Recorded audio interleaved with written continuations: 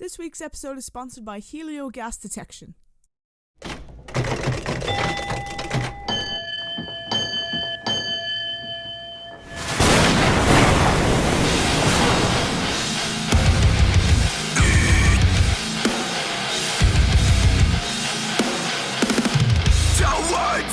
Weasley, a defining draped of our rage.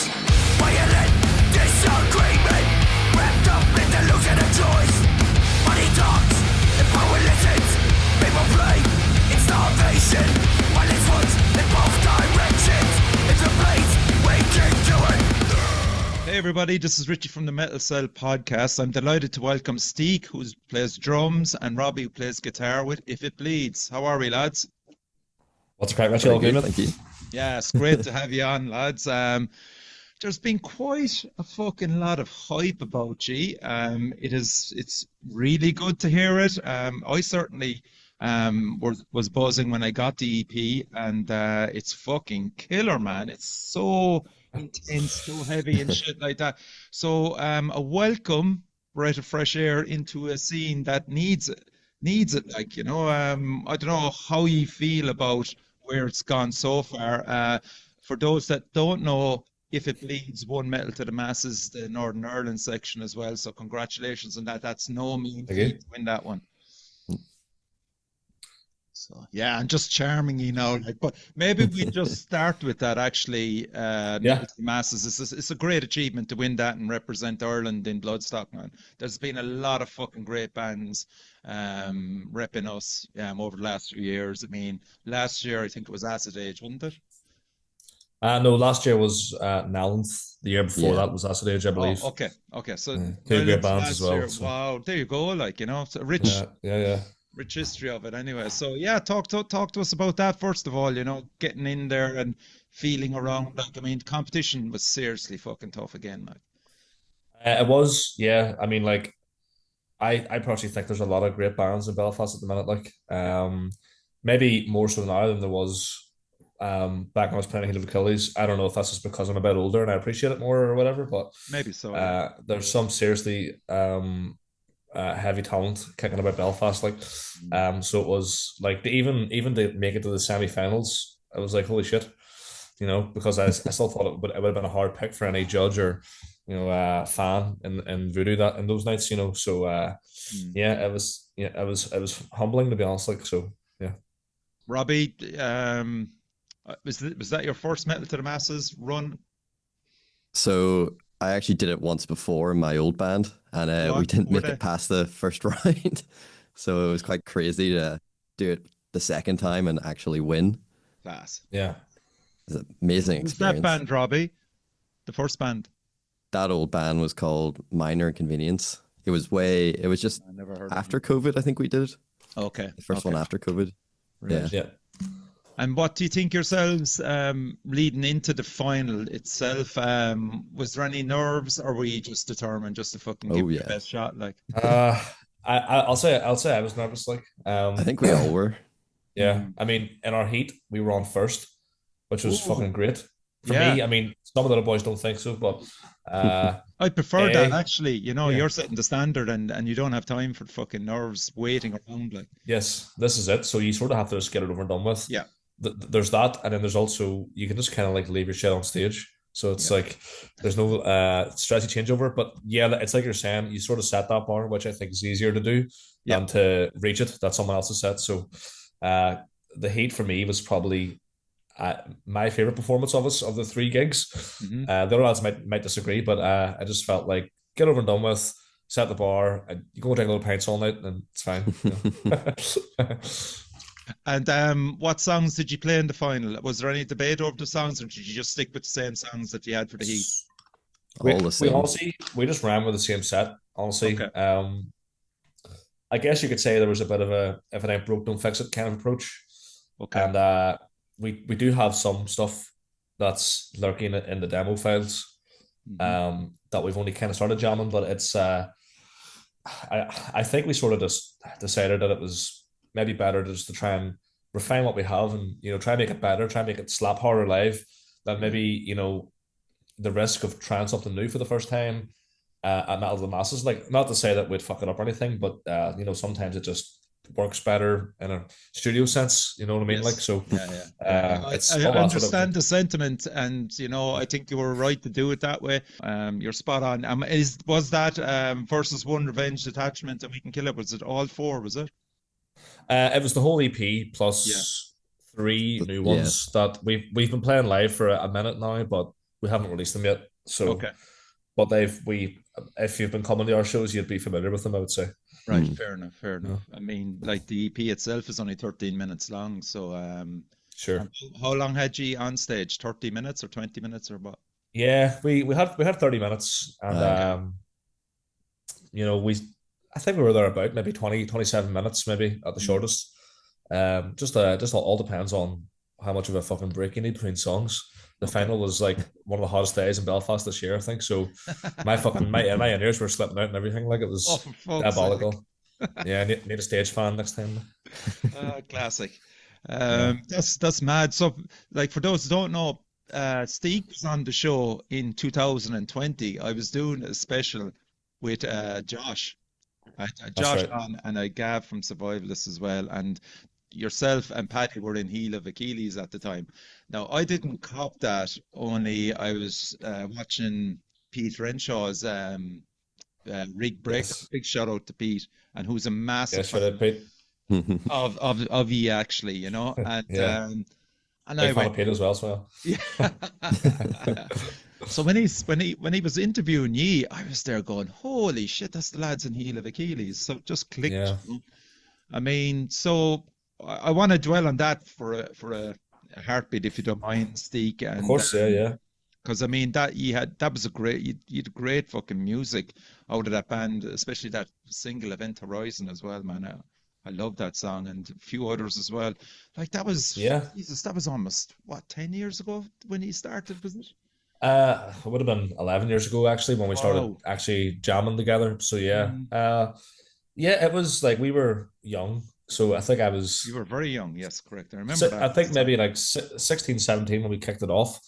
And it was a lot of fun. We did it for about 5 years to varying degrees of like seriousness. But it's like kind of different than what I'm doing now, but it was we just wanted to, you know, play music with our friends. You know, we just really wanted to do that. Like, so we just found ourselves in the Blackstaff, which I don't know if you might hear bands from the north talking about it. Of course, just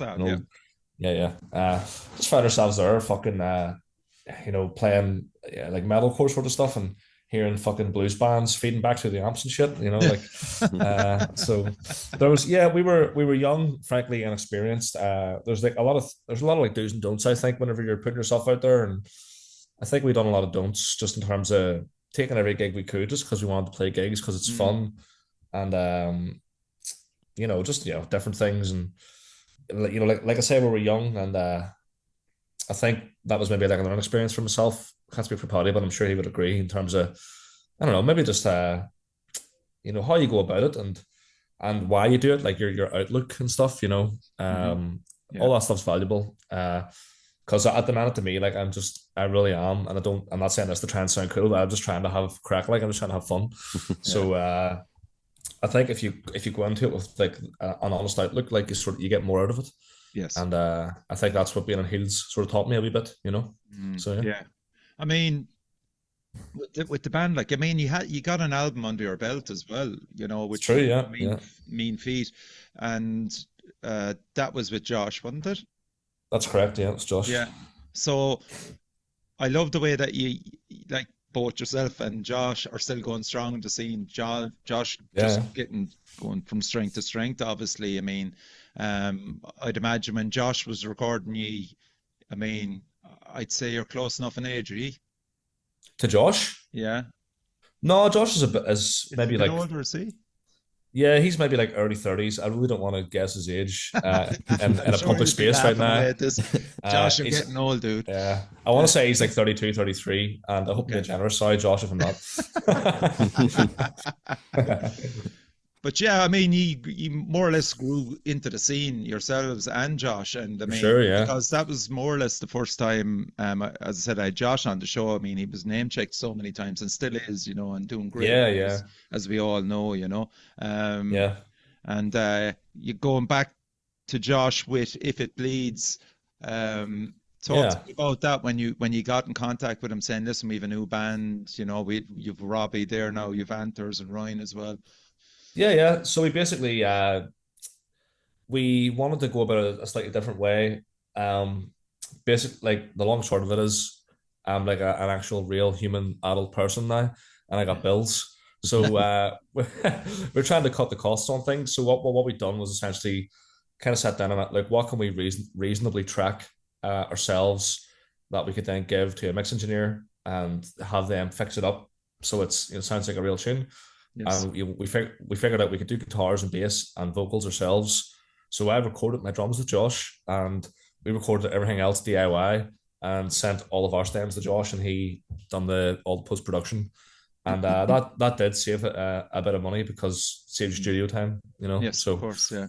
and we're really happy with the outcome, and Josh is happy with the stems. Like, he could even say like, "Oh, I think it's better if you come in to dip the hand in," but he doesn't even do that. He's like, "No, this is fine. Like the way we're doing it's fine." So Okay. that's kind of the vibe of Josh. Like, Yeah, it's working very well.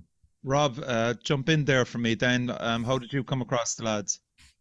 So I went to college with Steek, and Okay. of course he was in Heels at that time, and I then became a fan of them. Yes, yeah. And then we both sort of went our separate ways after college. Sort of still kind of kept in touch, and then just suddenly one day messaged me. It's like, "Here, you want to join this band?" And it's like, "Yeah, of course." That kind of I've always wanted to be in Heels, so having him text me and say you want to be in this new band, I was like, "Fuck yeah!" Yeah, and that kind of music suited you anyway, Rob. Was that the kind of were you playing that type of music, or what Well, were your influences? when I first met Stephen, I was into the sort of blues rock, dad rock kind of stuff. And then he got me into the gent and into the prog and all that. Okay. So by the time he did message me asking about the band, I was all for it. It was my style as well. Nice. So it all worked out. And what about Arthurs and Ryan then? Arthurs and Ryan. Well, me and Ryan kind of loosely knew each other because he used to be on parole. And I think they were sort of like groove rock. But we played a couple of sort of gigs with those guys around Belfast like years ago. Like, so I always kind of knew him from afar. But me and Arthurs work together, and it just so happens that Arthurs and Ryan are like best mates. So Nice. so we like, yeah, pretty much, yeah. I like obviously like the connection with me and Paddy. Me and Paddy have always been friends and been in bands together. So that's kind of where it came from. It was sort of ever since Heels kind of stopped happening. Me and Paddy didn't really ever want to stop being in bands, but I just guess in the interim it wasn't convenient to be in a band. I think I was at the time I went back to uni, you see, so I was busy doing coursework and stuff, and yeah, some of the other boys were doing different things and whatever. But yeah, like the time was. I think me and Paddy were just going to a lot of gigs together in 2023.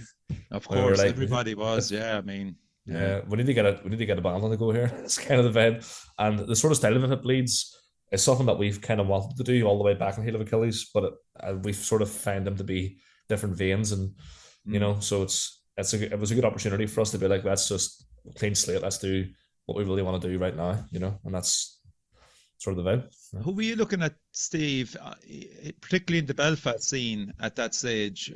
I mean, obviously, survivalists have gone from strength to strength. Who else was around that you were going to gigs, kind of going, "Fuck yeah, this is what we should be doing." Embrace Execution, from the hardcore angle, because I feel like we do have those elements. Yes. We're quite inspiring. And like not even so much just those guys on stage, that's a whole thing in and of itself, but the crowd that was there, seeing people like fucking two-stepping and shit, I was like, this is class. Do you know what I mean? Yeah. Sort of, I'm starting to get a sense of like that sort of like crusty hardcore show, but everyone's there for the tunes sort of thing, and I really like that. So I found that to be very inspiring. And then hearing about Acid Age winning Metal of the Masses was class as well. And I remember when we weren't even going that long as a band when Nalith won Metal of the Masses, and Lee and Jim are like two of my good friends from years ago who were also in Heal of Achilles, and I was like, fucking right, boys, people are Brilliant. doing bits. All that shit is very inspiring, especially whenever like we're all getting older, and like I was saying, we're all turned into real human adult people with responsibilities and shit now. So it's good to see people still doing bits and pieces, still it's having more fun with that. like, you know what I mean? Having a bit of fun, and and just making sure that, like, if you are going to put anything to record, it's going to be fucking decent and professional sounding, For sure, yeah. Yeah.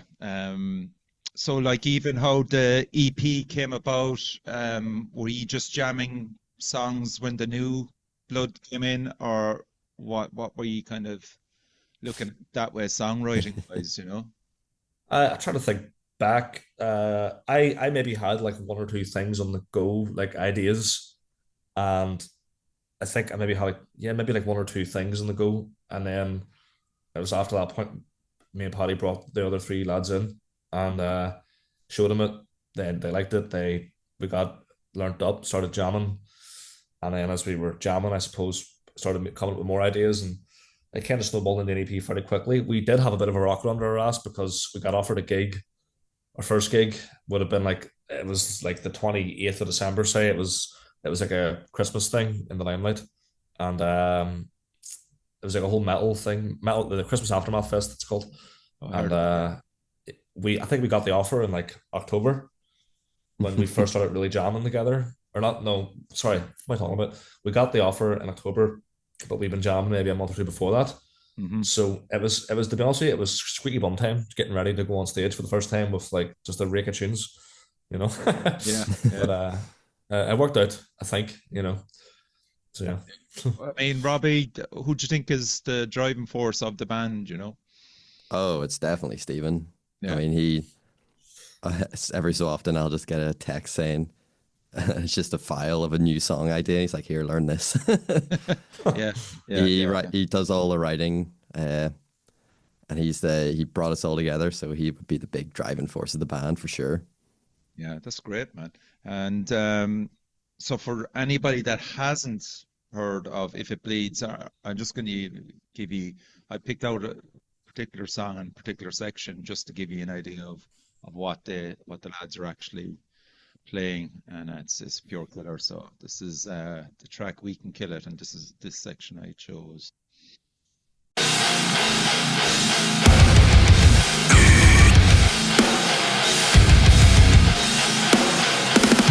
Towards Weasley, a defining draped of our rage. Violent disagreement, wrapped up in delusion of choice. Money talks, and power listens. People play in starvation. Violence runs in both directions. It's a place we can do it. In the name of everything that's mine, I will take back my own. In the name of everything that's right, we will right the wrongs.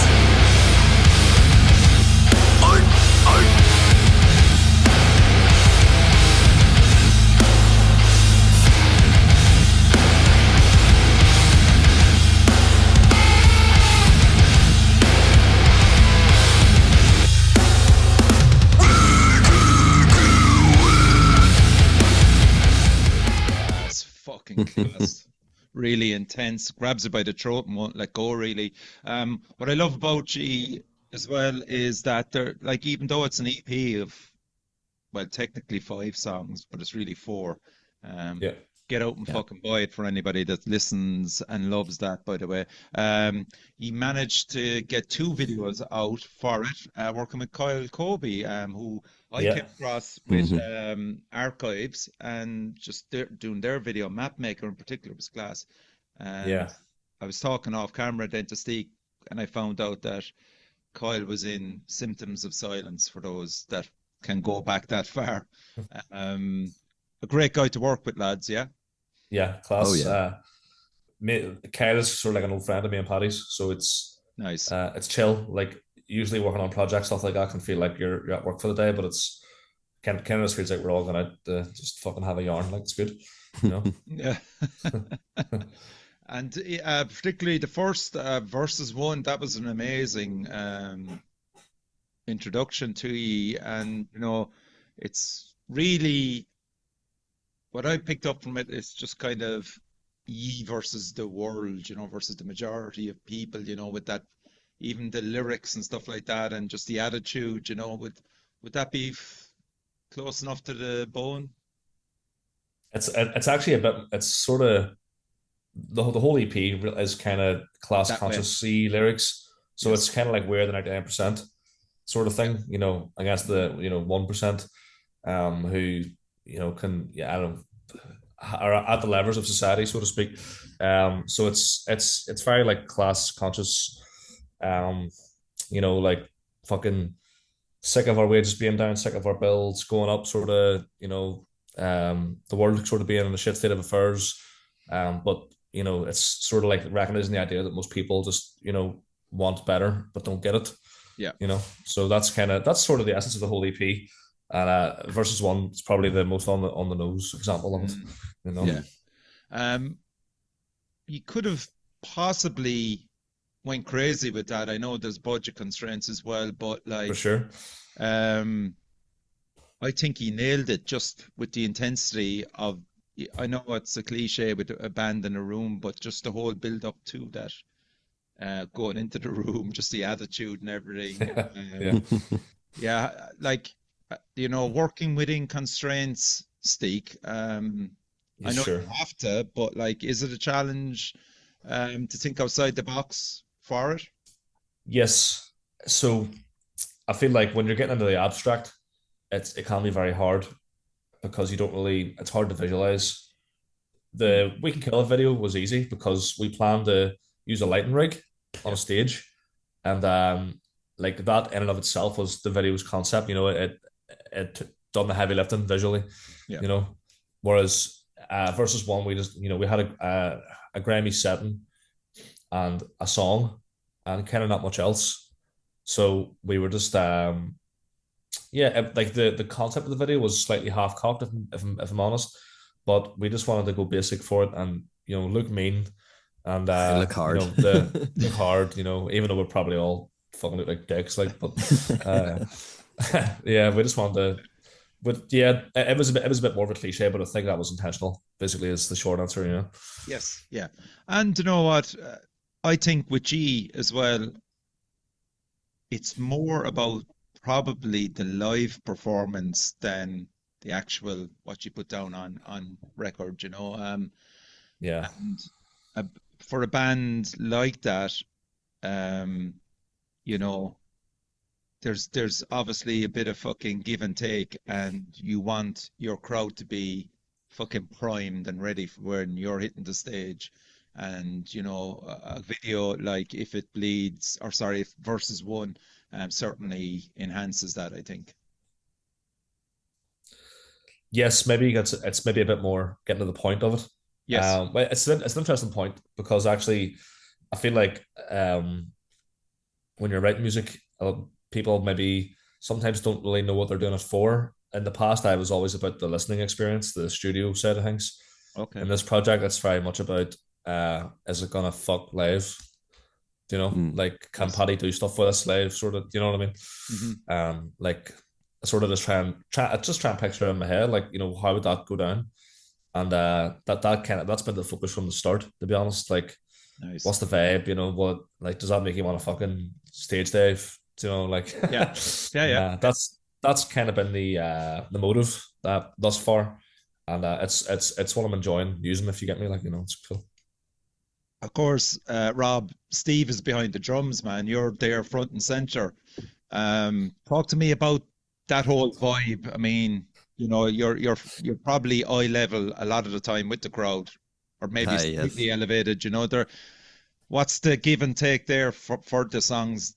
Like, are you happy that what you've done so far represents what you can do live? Oh yeah, definitely. With all the songs, what I try and think of when I hear a new idea or something is what are the people gonna do when they hear this riff Yeah. or when they hear this breakdown? Yes. But then, unfortunately, when we're playing, I have a little thing where when I headbang, I'm basically just trying to headbutt the floor. So then after the gigs, someone like my girlfriend or my dad would say, "Did you see the wall of death?" And I'd be like, "What wall of death? Yeah. Okay. When did that happen?" Yeah. Did you see the backflip? It's like, what backflip? So unfortunately, I don't get to see the performance of the people when I'm up on Wow. stage. But yeah, I know when I hear back the riffs slap and the people are doing what I want them to do, which is just go mental. Yeah. So like kind of you're not you like I'm just on about maybe looking at yourself self-consciously wise, are you quite happy to do what you do? You didn't overthink what a guitarist should do in a band, like if it bleeds, you know, it just came natural to you. Oh, yeah, it just came natural. I mean, So you're I've been probably doing listening. the same at rehearsals, like I practice. think my neck would go if I did the same at all the rehearsals. Yeah, just it all, even after the first practice we did, it just felt right. You know what I mean? Just really natural. I've Yeah. had other bands where it didn't really feel right at the start, but this one for sure did. Yes. And that's a good sign. Yeah. I mean, also, Steek, I mean, maybe you could speak for Paddy on this one, like, you know, Sure. and I will just keep going back to the live entity because this is where I think you're going to excel and have excelled. But I haven't seen you yet, unfortunately. But I'm working on that one. But like, is it hard for Paddy, do you think, to hold back those emotions? You know, I mean, you know, just considering the intensity that's behind him. You know, that what you're bringing to it, and for him as a singer, then like you're like delivering those vocal performances, man. I mean, that guy should be in the fucking pit most of the time, you know? So I think he goes about it in a very like straight up way, like everyone get up right now, it's sort of like what you should expect from that sort of music, to be fair. And Yeah. he knows when to tone it down, and when to be sentimental and like thank people and all that sort of stuff like he does. He's gotten better on that through the gigs that we've done, because I feel like the more gigs you play and you sort of know your vibe on stage, and Yes. he's just sort of got away about him in terms of getting people fucking ready. Like when we played our voodoo gigs, the trim height in voodoo is quite small or quite Yeah. short. So whenever the front lights go on, I'm fucking blind. I can't really see the stage. I can't see the dance floor. Sorry. But sometimes when the lights are being operated, the front lights will dip. And every time I just get a snapshot of fucking bodies flying and fucking Paddy's all of a sudden at this corner, and it's just like chaos and confusion really up front. And Yes. I think that's what he's trying to convey, and I think he enjoys doing it, and he's getting better doing it as well. So yeah, Cool. Yeah. Yeah. Because I mean, that's what I'm trying to visualize, you know, when you're delivering that music. I mean, even I'm repping Worn Out there. yeah, Zan's there for Worn Out, man. He's in that crowd a lot of the time. You know, he's being yeah. carried around on people's hands and stuff. And you know, like they're an incredible band, Worn Out, and you know, bands like that at the moment in the Irish metal scene, it's a testament to how strong it is at the moment. Maybe you can give me your take on what you feel yourselves as a scene itself in general around the island is like. I feel like I don't know if this is me getting older again. I feel like there's more people coming to gigs. More people are spending their money at local gigs, which kind of doesn't make sense to me, because it's really expensive to drink at the minute. It's really expensive to, True. I don't know, get your kebab on the way home and get your fucking Yeah. taxi home. It's all shot up like so. Uh, but I feel like there's people want to be more involved. I'm seeing like shout out City of Culture. This is one example. This is these two girls that go to a lot of gigs in Belfast, and they have like a DIY zine. That's Okay, all nice. like hard. It's all hard copy only, sent to you by post, and like they're at gigs, and people like those guys are at gigs, and they're being really supportive of bands and getting into it, and like I can't thank people like that enough, because they're kind of taking time out of their own day and money out of their own pocket to come and see us and people like us, and it's cool. It's a nice community. Like it's yeah, that's like one thing I think it's good at the minute. And there's loads of bands out there who you can like talk to and interact with. And I just feel like it's very rich at the moment. And again, I don't know if this is because I've gotten older and my outlook's different, but it's it's definitely, things are good right now. In the Irish scene, I think. As a younger person, Rob, would you agree with that? Yeah, I feel like the same thing. More people are going to gigs. I remember back in just after COVID, it seemed sort of people were going at the very start, but then it died a wee bit again. Yeah. Now the metal scene, I think, has gotten massive compared to what it used to be in Belfast. Good bit And of it's diversity there as well, even, lads, isn't there? Oh yeah, and it's even Absolutely. bigger down south as well. Yeah, absolutely. It's kind of mental. Yeah, for a while there, there was just basically, the sludge scene, the doom scene. But now you've got so many different bands. Like for a 4-band bill, which is the norm now down in Cork, there'll be a death metal band, there'll be a trash band, there'll be a metalcore band, and there could be, just a guy singing on his own with a fucking backing track, man. Something for everybody. It's fucking mad how good it is, and because of that, I think it brings in a younger crowd as well, a more diverse crowd, and it's really good for the scene to have. Yeah, that, it's like that's an interesting point, because I felt like for years, like kids had stopped listening to like alternative shit, and I don't even just mean metal, but I mean like all of it, But I feel like these past couple of years, I'm starting to see like more young faces knocking about. I like not even just like local gigs, but like a bigger metal show, like I don't know, like a 500 to 1,000 sort of cap sort of vibe, Kublai Khan or something like that. Yes, Malevolence or something, like I feel like I'm seeing loads of fresh faces at those sort of gigs, and not just like old farts who I used to know from back in the day. Like 100%. Yeah, I agree. So it's I think it's on the up generally, like the heavy stuff, like so it's cool. And it's all thanks to TikTok. Yeah, probably like Oh my God, yeah, Jesus. Are you? I never checked. Are you actually? Have you a designated person doing your socials? You're not into TikTok, are you? Or do you do that? We do have a TikTok account, but we admittedly don't post on it as much as we should. We kind of Instagram's kind of our main one. Yeah. And then Facebook's are for all the old farts. No, it's like me in the show. I'm the same. I can't just do TikTok. I fucking can't, But it's a bit much, But I had to delete it. Like, I was on it too much. So here's one that'll get you thinking then. So what's something fans might not expect about being in a band like yourselves? Might not expect? That's a good question.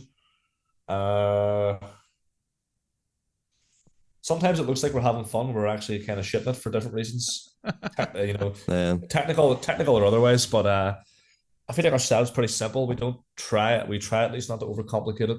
But there's sometimes you have issues on stage, and it's kind of, I think we conceal it well because we're just fucking mental. But afterwards we'll be like, that was fucking nightmare fuel, Yes.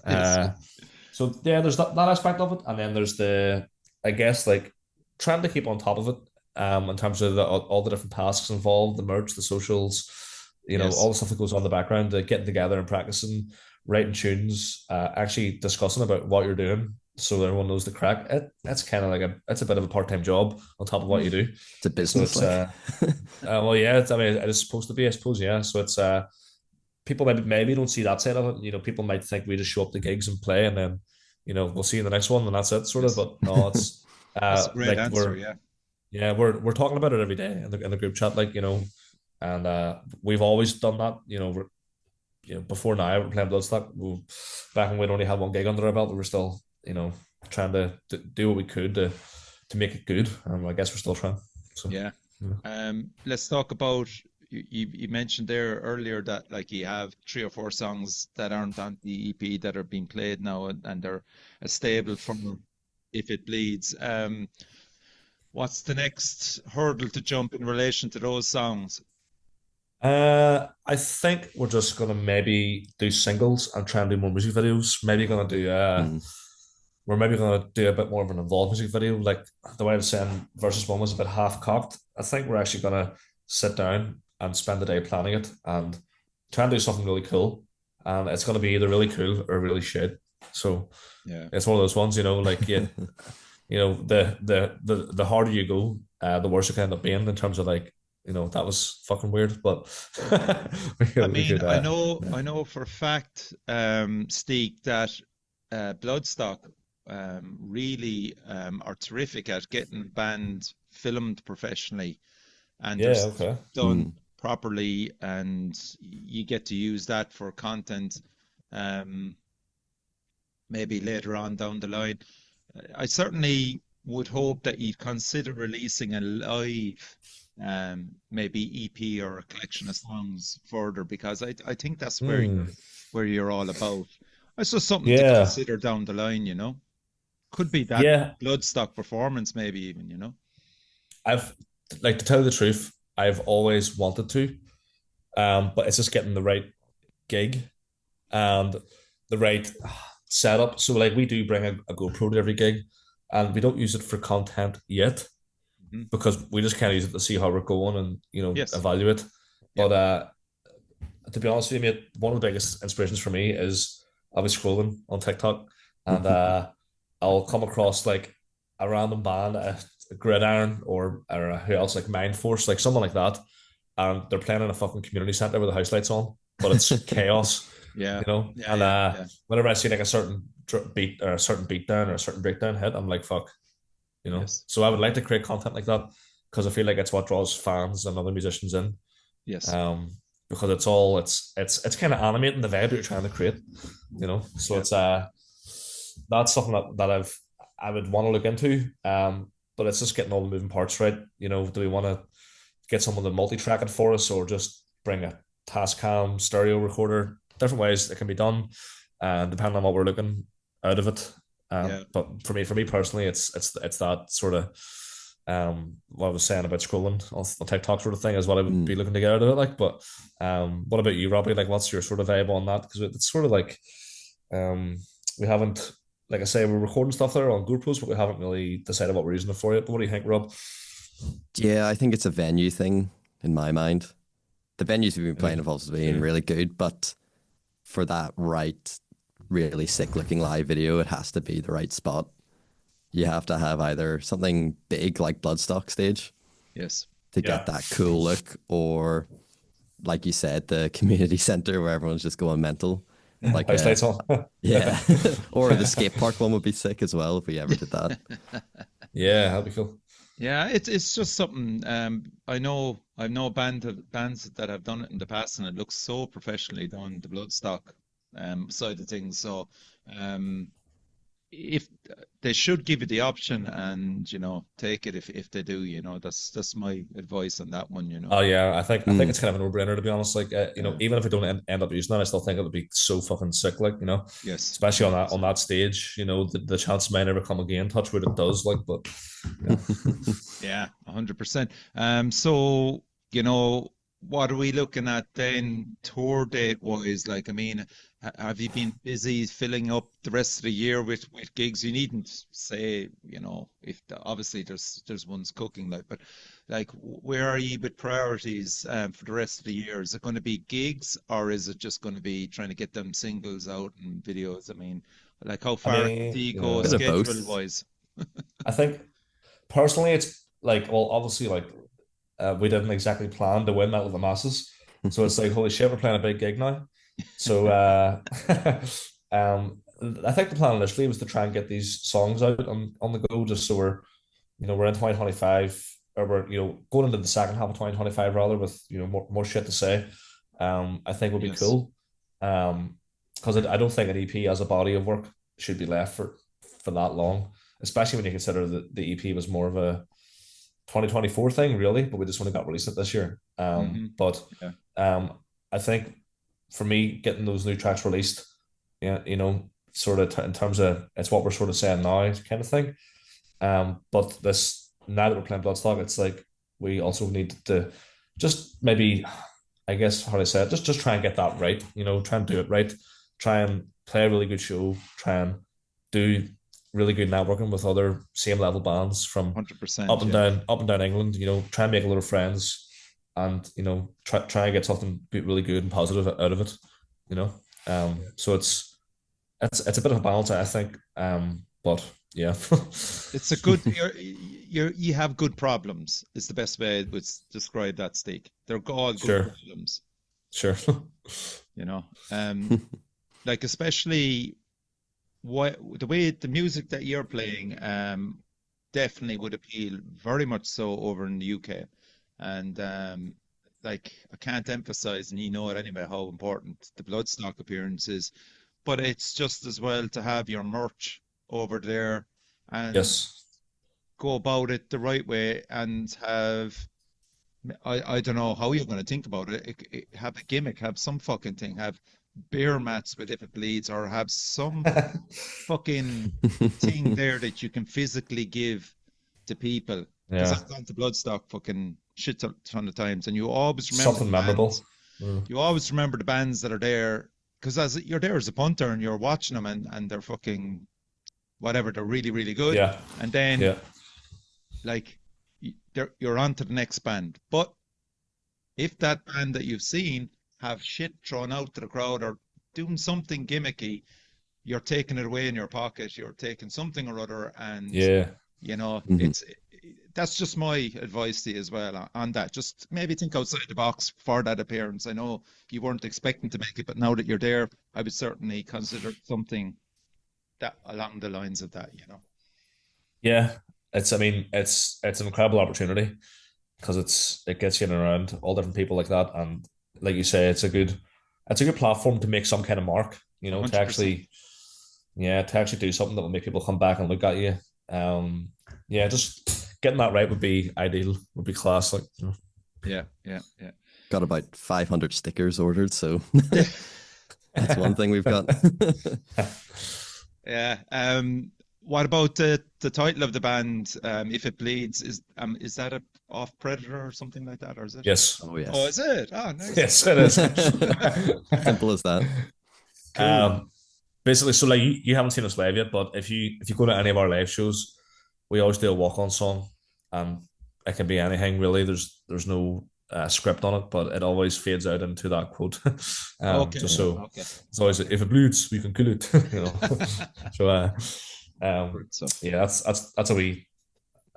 That's a wee thing we always do. We signature before and the artwork on the t-shirts and the logo, is that the same person? Sheb Stroke. Shout out Sheb Stroke. He's the guy. There was a vibe that we knew we wanted that we couldn't quite bring up examples of, and then he came along and we were like, he's the guy, so nice. Paddy found him. Paddy found him. That's great. So anything else, lads, before we finish up? Obviously, for those that listen to the UK, get the Bloodstock, check out If It Bleeds. I don't know, have you got a scheduled time yet or anything like that? We're technically not announced that we're playing yet, but obviously, we've won Metal of the Masses, so people know, but the actual announcement is yet to come. And with that, we should have our date and our slot. So check out the socials. You've no other gigs that you can announce yet? We do have the Deer's Head on the 6th of June. That's 2 weeks away. Next week, I don't know, all the weeks are fucking turned into one. Nice. I'll get Letty to give you a shout out on that. That's good. 19th of July as well in Voodoo. Yeah, the Crypt of the Riff. Crypt of the Riff, yeah. Sure, Jesus, I'll be at that. Yes. Will you? Fucking right. That's the plan anyway. All going good. Negotiations are really good with the missus at the moment. for that Belfast appearance, it's been too long. So I'm 80% up there already. So yeah, that's great. And yeah, great. Nice to give that a shout out, and Jake as well, man, doing great work there. Yes, absolutely.